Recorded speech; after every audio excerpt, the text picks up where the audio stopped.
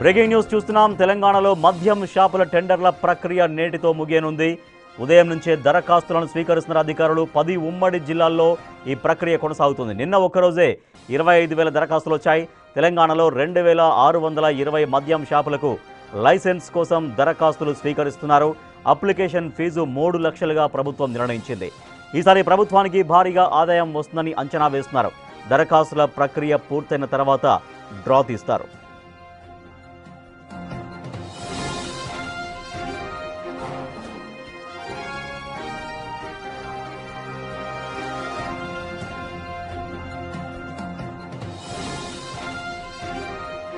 తెలంగాణలో మద్యం షాపుల టెండర్ల ప్రక్రియ కొనసాగుతున్నది. ఇవాళ్టితో ముగియబోతోంది. సో నిన్న ఒక్కరోజే 25,000కు పైగా అప్లికేషన్స్ వచ్చాయి మద్యం షాపులకి. సో ఈ ఒక్కరోజే సమయం మిగిలి ఉన్న నేపథ్యంలో ఇవాళ మొత్తం ఎన్ని అప్లికేషన్స్ రాబోతున్నాయనే దానిపైన పూర్తి సమాచారాన్ని మా ప్రతినిధి సుజాత అందిస్తారు. సుజాత, అధికారులు అంచనా ఏం వేస్తున్నారు? ఇవాళ ఒక్కరోజే సమయం మిగిలి ఉంది, మరికొద్ది గంటల్లోనే షాపుల టెండర్ల ప్రక్రియ ముగియబోతుంది. సో ఇవాళ ఎన్ని అప్లికేషన్స్ రావచ్చు అని ఒక అంచనా వేస్తున్నారు అధికారులు?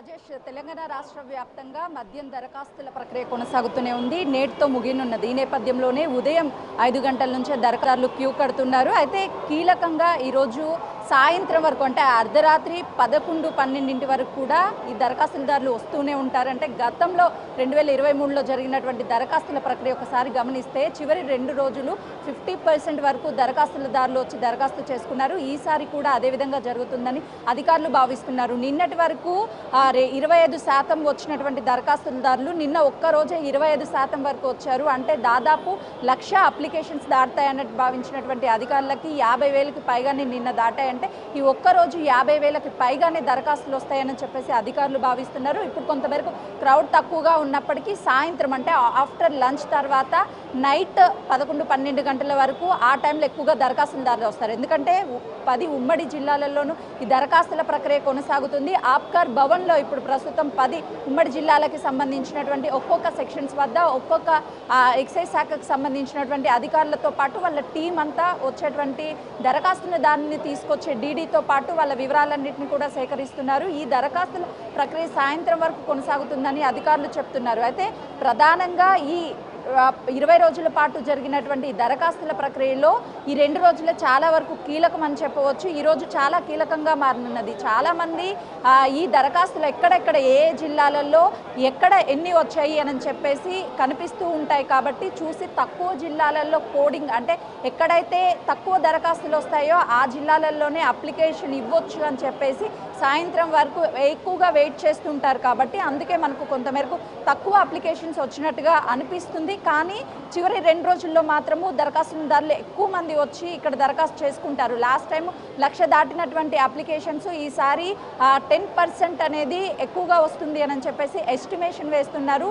అటు రంగారెడ్డి అదేవిధంగా హైదరాబాద్కి సంబంధించినటువంటి ఈ 2 జిల్లాలలోనే ఎక్కువగా అప్లికేషన్స్ వస్తూ ఉంటాయి. షాప్స్ కూడా ఎక్కువగా ఇక్కడ ఉన్నాయి కాబట్టి ఇక్కడే దరఖాస్తులు ఎక్కువగా వస్తాయి. చాలా వరకు కేవలం ఆంధ్రప్రదేశ్కి సంబంధించినటువంటి ఆంధ్రప్రదేశ్కి వాళ్ళకి కాకుండానే ఇటు తెలంగాణలో చేస్తున్నటువంటి ఈ మద్యం దరఖాస్తులకి ఆంధ్రప్రదేశ్ అదేవిధంగా ఇతర రాష్ట్రాల నుంచి వచ్చి కూడా చాలామంది ఇక్కడ దరఖాస్తులు చేసుకుంటూ ఉంటారు. అయితే ఈసారి 3 లక్షల ఫీజు అయినప్పటికీ ఎక్కడా తగ్గేది లేదు. ఒకవైపు లక్కుగా భావిస్తూ ఉంటారు. కొంతమంది అయితే ఈ దరఖాస్తులు స్వీకరించేటువంటి టైంలో కొంతవరకు సెంటిమెంట్గా మహిళల పేర్ల మీద కూడా ఈ దరఖాస్తులు వేస్తూ ఉంటారు. చాలామంది ఉన్నారు, వాళ్ళతో మాట్లాడదాము.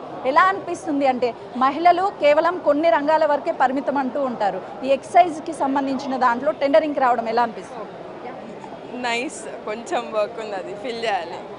మీకు ఎలా అనిపిస్తుంది ఇటు మహిళల్ని ప్రోత్సహించడం? అంటే వాళ్ళు కూడా ఒకసారి అవకాశం ఇచ్చినట్టు ఉంటుంది. వాళ్ళు కూడా అంటే వాళ్ళు ముంగడికి వచ్చి బిజినెస్ చేయకపోయినా కానీ ఇంట్లో ఉండి వాళ్ళ హస్బెండ్నో బ్రదర్స్నో ఓనో ఎంకరేజ్ చేసినట్టు ఉంటుంది.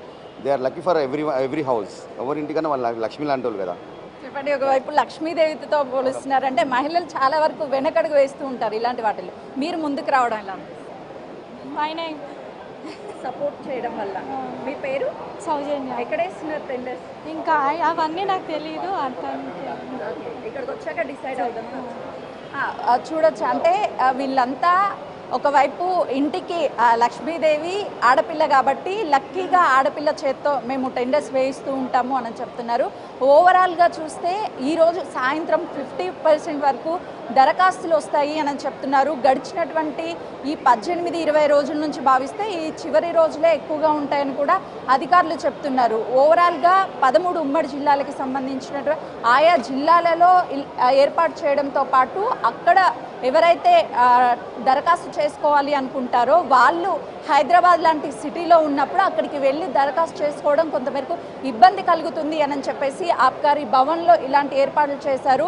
ఉదయం నుంచి కూడా ఒక్కొక్కరు 30 నుంచి 40 వరకు టెండర్స్ వేస్తూనే ఉన్నారు. ఎన్ని టెండర్స్ వేశారండి? నిన్న 20 వేసినాం మేడం. ఈరోజు ఎన్ని వేశారు? ఈరోజు 20 వేస్తాం. అంటే ప్రతి ఏటా వేస్తారా? ప్రతి ఏడాది 20 ఏళ్ళ నుండి ఇళ్ళనే ఉన్నాం మేము బిజినెస్లో. ఏంటి లాస్ట్ టైం ఎన్ని వచ్చాయి, ఈసారి ఎన్ని వస్తాయి? సార్ రాలేం మేడం, రాలేదు. ఈసారి ఇంకా భగవంతుడు నన్ను మీరు ఆశీర్వాదం ఉండాలి అందరు. అంటే ఇదంతా లక్ మీదే నడుస్తుంది. లక్ మీద అంతే. ఎక్కడెక్కడ వేశారు? మా ఒలిసిటీ మన మొత్తం ఓల్డ్ సిటీ. మీరంతా ఒక టీమ్గా ఏర్పడేస్తారా? లే మా సొంతం నేను మేము ఇద్దరం కలిసి వేస్తున్నాము. టీం మేము ఏం లేదు, మా గ్రూప్ ఏం లేదు. అయితే ఈసారి పక్కా టెండర్స్ పక్కా షాప్లు వస్తాయి. 2-3 వస్తాయి అనుకుంటున్నాం, 4 వస్తాయి అనుకుంటున్నాం. మేము వేసేది ఒక 60-70 వేస్తున్నాం. ఓల్డ్ సిటీ పరిధిలో ఆల్మోస్ట్ 60 షాప్స్ వేసాము. కానీ ఈసారి లక్ ఉంది, వస్తుంది అని మేము అనుకుంటున్నామని చెప్పేసి దరఖాస్తుదారులు ఆశాభావాన్ని వ్యక్తం చేస్తున్నారు. Right, thank you Sujatha. Telangana రాష్ట్రంలో మద్యం షాపుల టెండర్ల ప్రక్రియ కొనసాగుతున్నది. చివరి రోజుకు చేరింది. ఇవాళ చివరి రోజు కావడంతో ఇవాళ అధిక సంఖ్యలో దరఖాస్తులు వస్తాయని అధికారులు అంచనా వేస్తూ ఉన్నారు.